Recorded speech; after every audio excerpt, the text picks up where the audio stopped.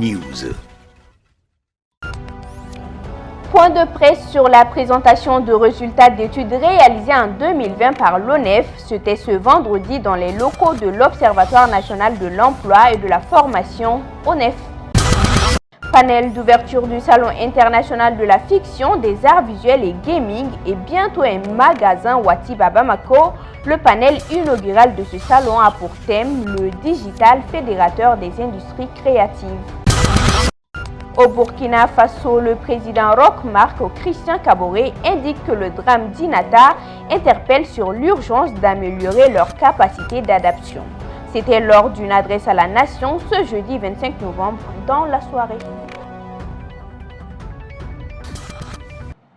C'est un plaisir de vous retrouver sur Joliba TV News. Fidèles téléspectateurs, bonsoir. Bienvenue à toutes et à tous dans ce journal. L'Observatoire national de l'emploi et de la formation ONEF a organisé un point de presse dans ses locaux ce vendredi 26 novembre 2021. La finalité est de présenter les résultats des récentes études réalisées en 2020 par l'ONEF et validées par son comité scientifique. Plus de détails dans ce reportage de Aminata Traoré et Bakoro Banyari. L'un des objectifs de cette rencontre avec les hommes du média est d'informer l'opinion publique sur les missions de l'Observatoire national de l'emploi et de la formation ONEF, de présenter quelques résultats de l'étude élargie sur l'insertion professionnelle et de l'employabilité des diplômés des institutions publiques d'enseignement supérieur au Mali. Donc, comme vous le savez, le gouvernement du Mali est soucieux vraiment de promouvoir l'employabilité, surtout des diplômés, a initié avec la Banque mondiale un projet pour effectivement améliorer l'employabilité. Donc, il était question pour nous de voir un peu, à travers tous les appuis apportés par ce projet au niveau de l'enseignement supérieur, quel a été un peu l'effet en termes d'employabilité et l'insertion des diplômés. Donc nous avons réalisé cette étude, donc je pense que les conclusions sont vraiment très édifiantes. Donc ça permet aux autorités effectivement de voir quelle stratégie il faut mettre en œuvre pour pouvoir promouvoir, faciliter ou bien qu'il y ait plus d'adéquation entre l'emploi et la formation. Moussa Koulibaly, chef du cabinet du ministère de l'Emploi et de la Formation professionnelle, affirme que son département reconnaît tous les efforts de l'ONEF dans le domaine de l'emploi au Mali. L'ONEF est en train de faire un travail remarquable. Une fois de plus, le ministre, lorsqu'il a pris sa fonction, dans sa vision, se disait que l'entrepreneuriat national, l'emploi et la formation, c'est un secteur transversal. On a eu la chance de rencontrer le ministre de l'Enseignement supérieur et de la recherche scientifique qui, lors de cette rencontre, a beaucoup apprécié l'un des rapports d'études de l'ONEF par rapport à la question de l'inadéquation entre l'emploi et la formation. Notons que la mission principale de l'ONEF est de faire des études et de la recherche afin de fournir aux décideurs et aux usagers des informations fiables et régulièrement actualisées sur le marché du travail au niveau national et régional pour une meilleure régulation de ce marché. Le syndicat national des banques, assurances, établissements financiers et commerce du Mali, SINABEF, avait entamé le mardi 23 novembre une nouvelle grève de 72 heures. Un accord a été finalement trouvé sur l'ensemble des points de revendication. Aïssata Traoré et Boudéma Doubaré pour le reportage. C'est un véritable ouf de soulagement pour les usagers des banques, assurances, établissements financiers. Après 48 heures d'arrêt de travail, les organisations syndicales et les dirigeants des banques ont trouvé un terrain d'entente sur les doléances qui tournaient principalement autour de 3 points. Le premier point, c'est sur les intérimaires qui sont à notre niveau. On a eu un point d'accord ce matin. Et également, l'autre point, c'est sur le point sur la grille, où nous avions demandé 15%. Là également, il y a eu un accord. On est à 12%. Le troisième point, c'est sur le fonds social, notamment les modalités de sa gestion. Afin d'asseoir un climat d'apaisement compte tenu de la situation de crise que traverse le pays, les autorités se sont impliquées pour une issue favorable et définitive à ces mouvements de grève devenus impopulaires en raison de la période choisie pour son observation. Et surtout grâce à l'implication des autorités du Mali, notamment la ministre du Travail, de la fonction publique et du dialogue social, qui s'y est beaucoup impliquée, il faut le dire. L'implication du président du Conseil économique, social et culturel, qui avait réussi à nous faire asseoir sur la même table avec nos patrons. Donc également l'implication de la DGSE. Il y a eu également une implication du ministre de l'économie et des finances. Selon Boubou Doucouré, représentant le ministre du Travail, de la fonction publique et du dialogue social à ces négociations, dans un pays avec un tissu social déjà fragilisé comme le nôtre, seul le dialogue doit être le maître mot. Ce que nous retenons, c'est qu'il n'y a que le dialogue. C'est par le dialogue que nous pouvons régler nos problèmes. C'est par le dialogue que nous pouvons dépasser nos différences. Le représentant de l'Association des professionnels des banques et établissements financiers a exprimé toute sa satisfaction et son soulagement quant à la signature de ce procès verbal de conciliation, résultat d'un long processus de dialogue. C'était un malentendu dans la famille, ça il faut le dire. Il y a eu un petit malentendu dans la famille. Sur certains points, nous n'étions pas compris. Mais aujourd'hui, nous avons vu que rien ne vaut le dialogue. Nous venons de signer un PV de conciliation. Nous avons trouvé des points d'accord sur l'ensemble de ces points de revendication. Et donc, je pense que le torchon a fumé. Le torchon ne s'est pas enflammé entre les membres de la famille. La levée du mot d'ordre de grève du SYNABEF et la reprise effective des activités des banques et établissements financiers viennent à coup sûr enlever une épine du pied aux Maliens lambda. Le salon de l'entrepreneuriat féminin de Bamako, Féminia, a ouvert ses portes ce jeudi 25 novembre au Centre international de conférences de Bamako. L'activité se veut un plaidoyer en faveur de l'entrepreneuriat féminin. Entrepreneuriat féminin au Mali, quel moyen pour favoriser l'accès au financement est la thématique retenue pour l'occasion. Sokona Diakité et Bakoroba Nyari. L'entrepreneuriat est considéré et de loin comme l'alternative à la problématique du chômage de façon générale.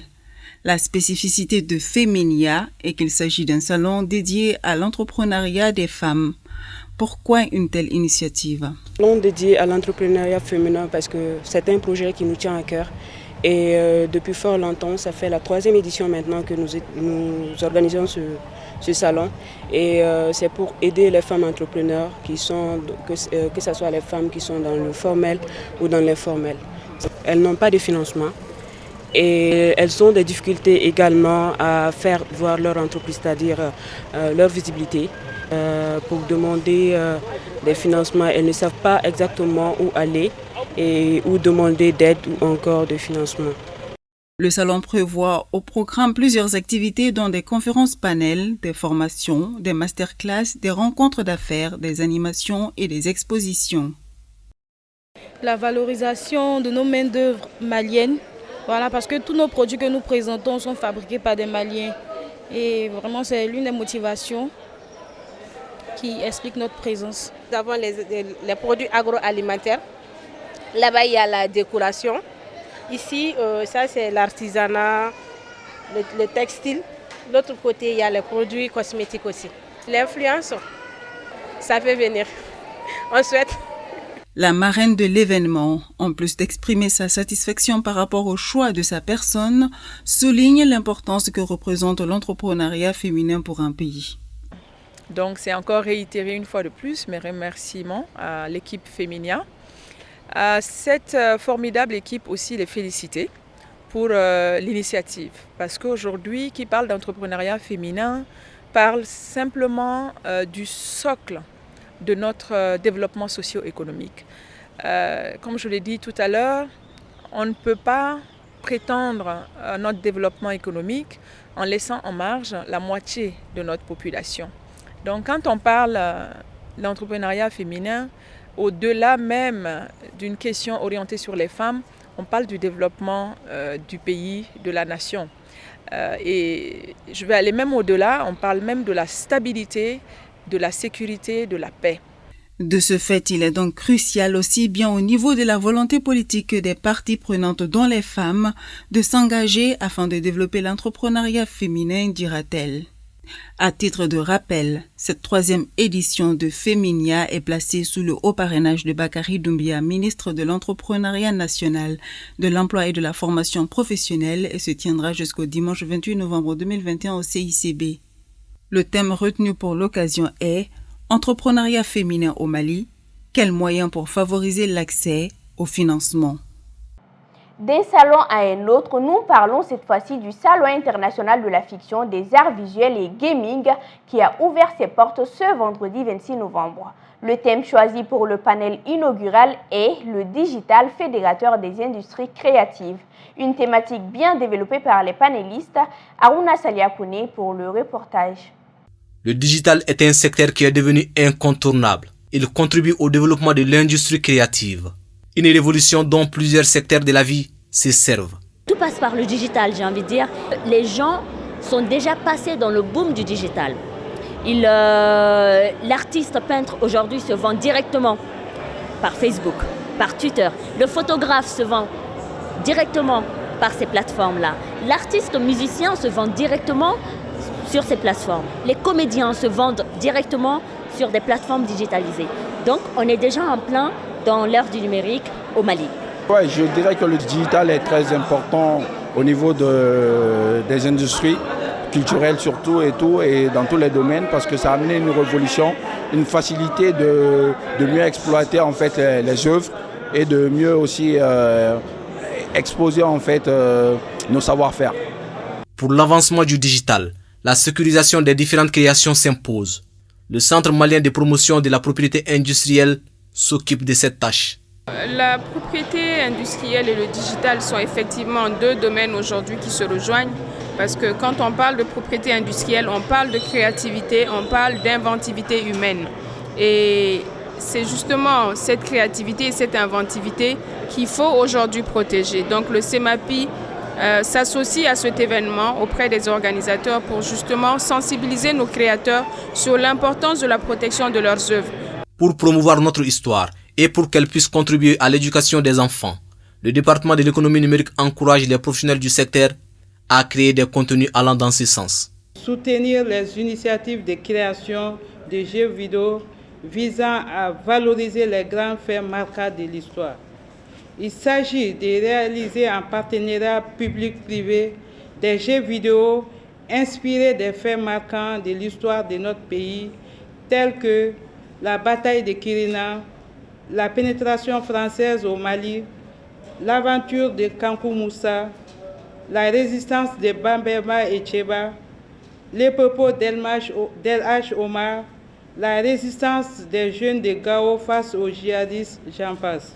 Le digital est incontournable et désormais indispensable dans ce monde moderne. Le secteur mérite donc une attention particulière de tous.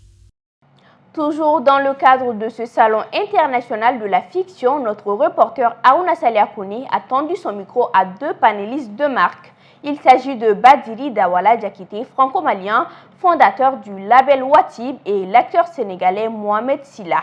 Le premier parle de ses projets en cours au Mali et le second apprécie beaucoup cette initiative de rencontre. Suivons. Au niveau de la musique, c'est plus comme avant. Avant, moi j'étais à l'époque des cassettes, des CD, des vinyles. Aujourd'hui, avec le développement digital, pour l'Afrique, pour le Mali, je pense que c'est une bonne chose. On voit bien qu'aujourd'hui, les grosses industries comme Universal ou Sony Monde sont déjà en Afrique. Donc on sait très bien qu'aujourd'hui, la musique a totalement changé. Aujourd'hui, on peut voir des jeunes qui viennent d'arriver, qui peuvent aller tout en haut. Avec le numérique, ça va très très vite, mais tout à fait, on a des gros projets pour le Mali, notamment à la fin du mois, on a le magasin Watibé qui va être ouvert. Donc pour moi, c'est un très très très très grand pas. On a le centre de formation d'ici 6 mois qui va être en fin de construction. Donc pour moi, c'est une avancée. Et je pense que, comme on dit, on est en train de mélanger les gens qui ont de l'expérience, qui commencent à revenir au Mali pour pouvoir aider la jeunesse et montrer aussi l'expérience que nous on a pour que les jeunes puissent aller plus loin. Donc, parce qu'on est dans une économie de connaissances, c'est-à-dire la connaissance elle doit s'acquérir, il faut partir l'acquérir. Ce genre de salon permet déjà une ouverture d'esprit, permet de la découverte. Ce genre de salon c'est très bien en tant que scénariste pour nous de venir rencontrer des professionnels du milieu. d'échanger, de partager, parce qu'après tout, le cinéma se résume en un mot, le partage. Le cinéma, c'est du partage pur et dur. Et tant qu'on n'arrive pas à adopter cet esprit de partage, je pense qu'on n'aura pas tout ce qu'on veut dans le cinéma. Et effectivement, je suis venu pour partager, c'est du partage d'expérience. Mouti Cash est désormais une institution financière de la place. Elle est spécialisée dans la vente des biens des particuliers. L'entreprise et ses différents produits ont été présentés. Écoutons les explications au micro de Moussa Tembine. Mouti Cash Company est une structure financière spécialisée dans la vente à réméré. La vente à réméré est une vente pas définitive, mais une vente temporaire de vos biens avec une option de rachat. D'accord ? Une vente à réméré, c'est très simple. Vous avez un bien, ça dépend de votre bien. Ça peut être de l'or, ça peut être un véhicule, ça peut être un bien immobilier. Vous amenez ça à Mouti Cash Company, on vous donne du cash. On vous donne du cash et on suppose que vous avez des besoins à régler avec du cash. Après avoir réglé vos besoins avec ce cash, vous venez racheter votre bien. Nous avons les transferts d'argent, nous avons le change et puis nous avons aussi Cash Or qui est un de nos produits phares. Cash Or aujourd'hui permet à beaucoup de personnes de régler les soucis d'argent. D'accord ? Les soucis d'argent. Aujourd'hui, vous n'avez plus besoin de vous tracasser la tête à aller demander de l'argent à des amis qui vont vous écouter mais qui ne vont pas satisfaire vos besoins. Aujourd'hui, vous avez de l'or, vous venez à Mouti Cash Company. L'opération se passe en 30 minutes. Donc, c'est très rapide. La durée pouvant aller de 5 jours jusqu'à 6 mois, selon la demande du client. C'est le lancement pour nous de 2 nouveaux produits. Les 2 nouveaux produits, c'est Mouti Imo et Mouti Auto. Mouti Imo, le concept est très simple. Vous avez un TF, vous avez besoin d'argent. Vous venez vous présenter à Mouti avec le TF, on vous donne du cash. Le Mouti Auto, c'est très simple aussi. Vous avez un véhicule. Vous venez vous présenter à Mouti Cash Company avec votre véhicule, on vous donne du cash. Et après avoir réglé vos urgences, vous venez vous racheter votre bien. L'image du jour est consacrée aux chutes Victoria. Les chutes Victoria sont des chutes d'eau situées sur le fleuve Zambèze qui constituent à cet endroit la frontière entre la Zambie à proximité de la ville de Livingstone et le Zimbabwe. Bien qu'elles fussent connues des populations locales sous le nom de Mosi-Otunya, la fumée qui gronde, David Livingstone, l'explorateur écossais qui fut le premier Européen à observer les chutes en 1855, les renomma en l'honneur de la reine Victoria du Royaume-Uni. La ville zambienne voisine porte le nom de l'explorateur, tandis que sa statue se trouve côté zimbabwéen à proximité des chutes du Diable et de la ville de Victoria Falls. Le fleuve se jette dans le cataracte sur environ 1700 mètres de largeur et d'une hauteur qui peut atteindre un maximum de 108 mètres. Elle donne un spectacle remarquable par leur disposition particulière. Elles se jettent dans une longue faille du plateau pour s'échapper par un étroit canyon. Elles ne peuvent ainsi être vues de face qu'à une distance d'une centaine de mètres seulement. En prenant en compte leur largeur, leur hauteur et leur débit, elles font partie des cataractes les plus importantes du monde avec les chutes du Niagara et de celles d'Iguazu. À présent, l'actualité internationale. L'attaque menée mi-novembre contre les gendarmes à Inata, dans le nord du Burkina Faso, au cours de laquelle au moins 57 personnes ont été tuées, interpelle sur l'urgence d'améliorer nos capacités d'adaptation, indique le président Roch Marc Christian Kabore lors d'une adresse à la nation.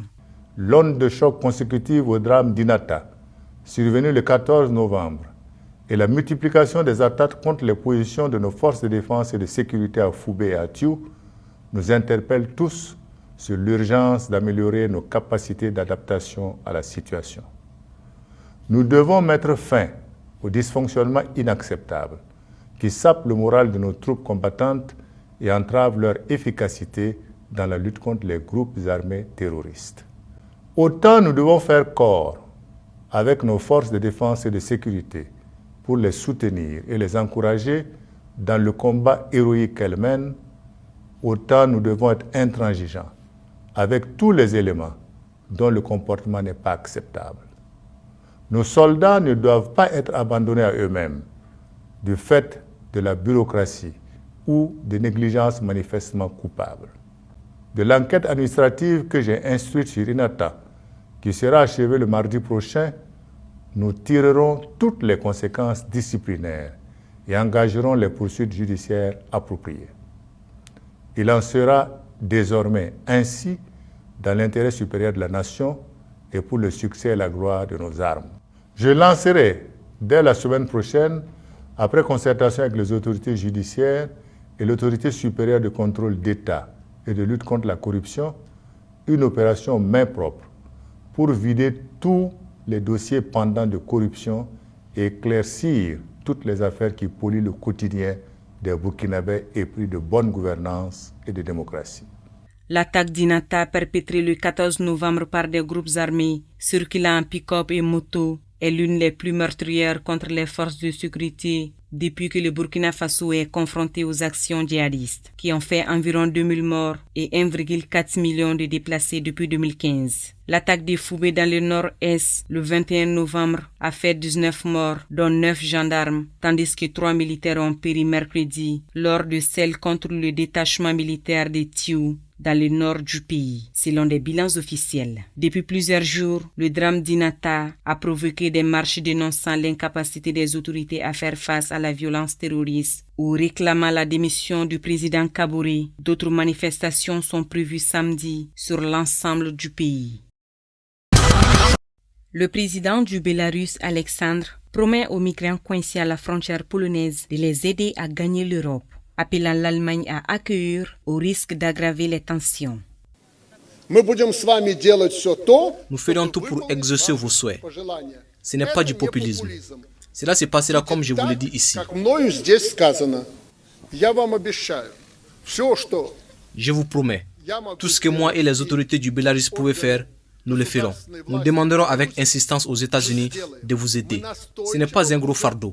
Ils veulent vivre en Allemagne. 200 000 personnes, ce n'est pas un gros problème pour l'Allemagne. Le président bélarusse Alexandre s'est rendu vendredi dans un centre d'accueil pour migrants près de la frontière polonaise, en pleine crise entre l'Occident et Minsk, que l'Europe accuse d'avoir orchestré un afflux migratoire à ses portes. Plusieurs centaines d'autres candidats à l'exil ont été rapatriés ces derniers jours dans leur pays, notamment l'Irak, d'où un grand nombre d'entre eux sont originaires. Comme invité culture, nous avons reçu Tidjane Ndiaye, danseur chorégraphe. C'était lors du Joliba Afternoon News. Voici un extrait de l'entretien avec Fabrice Nouziaïro pour vous. Du coup, le festival BAM, c'est un festival pluridisciplinaire qui...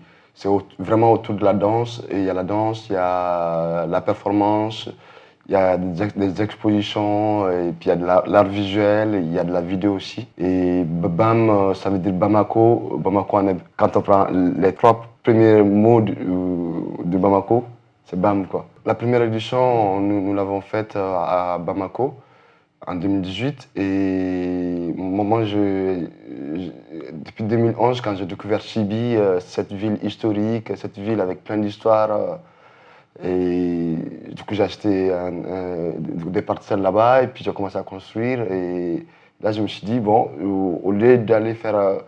parce qu'à Sibi, c'est quand même la première fois qu'il y a un festival de danse.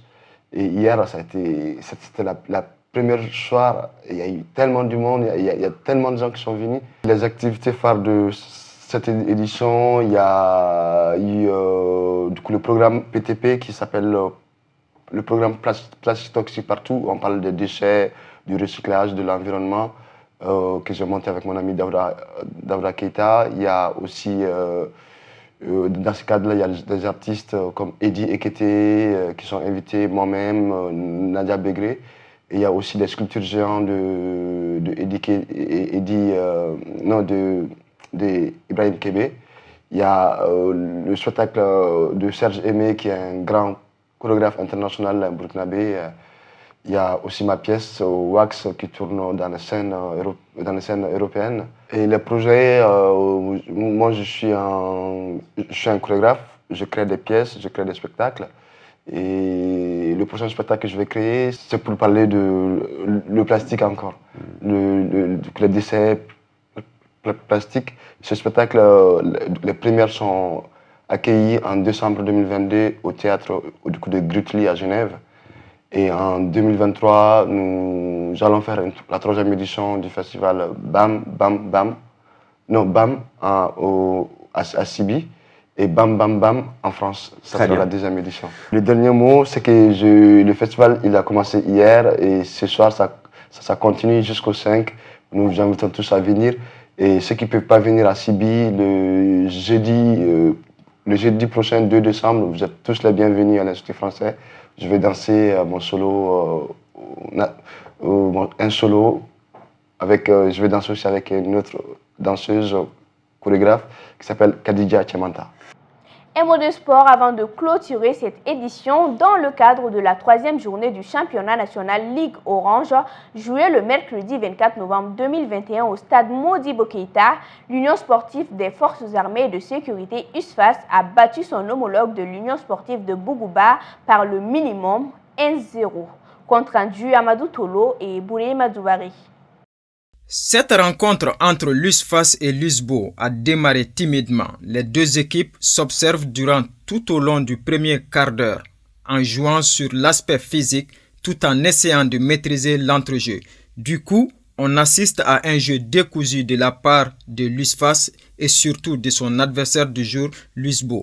C'est d'ailleurs sur ce score de 0 but partout que le référé central Boubou Traoré renvoie les deux équipes aux oranges, mi-temps. À peine la seconde période débute, l'Union sportive de Bougouba, USBO, se signale à la 47e minute. À la 74e minute de la partie, l'USFAS obtient un penalty et le transforme par Lassana Samake. Malgré plusieurs tentatives de part et d'autre, plus rien à mettre sous les dents jusqu'au coup de sifflet final de l'arbitre. Score final 1-0 pour l'USFAS. La 3e journée du championnat national continue, aux acteurs d'en profiter. Fidèles téléspectateurs, c'est la fin de cette édition. Merci de l'avoir suivi. Si tout va bien, je vous retrouve demain matin pour le Joliba Morning News. D'ici là, portez-vous bien. Excellente soirée à vous.